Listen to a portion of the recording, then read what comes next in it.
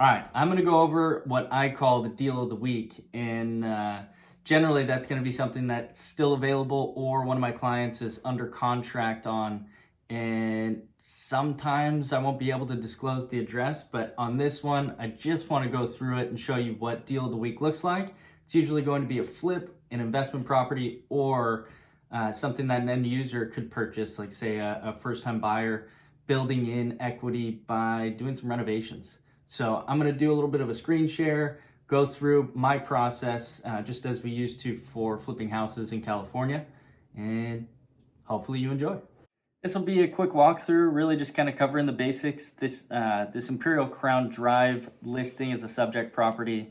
It's listed for $325,000, just $10,000 under the original list price. You're going to see that it's really just a cosmetic renovation. There's nothing foundational. There's nothing that is a major concern. They have a new roof, which I'll show you in the public remarks or private remarks, and a good sized lot. They have one of the larger lots in the community. Most properties around it are going to have a 7,000 to 8,000 square foot lot, with a few of the subject property comparables being closer to the 11,000, 12,000 square foot. That way they're a little closer to what this one is. But 3-bed, 2-bath, 1,807 square feet. And again, that 11,360 square foot lot. But there are definitely walls that can be taken down fairly easy, just with a little bit of engineering. That property where it was orange is pending escrow, and it's on the other side of a main artery in a different community, so I'm not going to use that to compare properties. This one's a little larger, 2,349 square feet, same size lot. And it's a good example of what a home would look like if it were renovated by an owner. This doesn't look like something that was flipped. They use high-end products. They did a good job as far as the simplicity of everything and it being as generic as possible, so a new buyer can imagine themselves in it. But it's not really refined from a showing perspective. Front of the house, the landscaping could be done a little better, backyard could have been cleaned up, and the home needed some partial staging since they're still living there. This one's a little too big, 4-bed and 2,400 square feet, so we'll skip that one.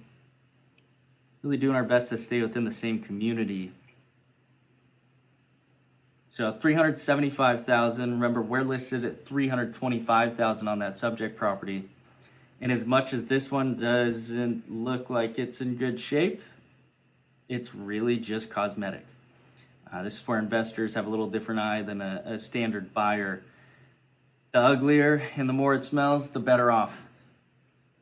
This is my favorite comparable, and there are a couple of them in here like this in a similar price range of that kind of 520 to 550 range. One thing to note, all of the homes that are selling above kind of standard pricing in that neighborhood all have that wide oak flooring. Whether it's real oak or not is irrelevant. It's just the aesthetic of it. Great job with the curb appeal. Love the pops of color. Black, white, gray, super neutral and simplistic. Another thing I noticed on this, and it's really only a little bit bigger than the subject property, that home's not staged in real life. That's all virtual staging, which is great to get people through the door, but it really doesn't help. Once people get there, they're let down a little bit because the average buyer just doesn't have the eye or creativity to see themselves in it. This home is stunning. We'd have to do a little bit of an addition to the subject property. They did a lot of custom stuff in here. Those vanities are expensive. They spent money on doing the black vinyl fiberglass doors, custom doors for that property. You saw a few of the comparables and the things happening around the neighborhood, really just kind of core around the listing. And the main purpose of this is just to show you that there are deals out there. People are buying homes well below market value. That's my personal specialty. It's what I've been doing for years, helping flip hundreds of homes over the last, call it 4 years of my career.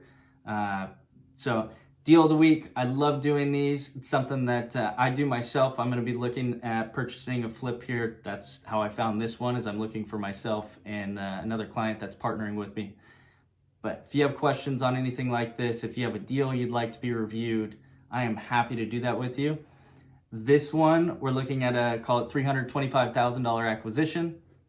I think realistically, if we're doing just a cosmetic renovation and we do it really well, we're probably going to be in the range of 100 to 110,000 for that renovation. I'd be kind of shooting for a mid-century modern look and feel for this property, and extraordinarily nice finishes, similar to the last property we looked at with the black windows, doing the marble or foam marble counters and vanities, the wide white oak flooring. All that stuff is a little bit more expensive than your traditional kind of gray vinyl plank flooring.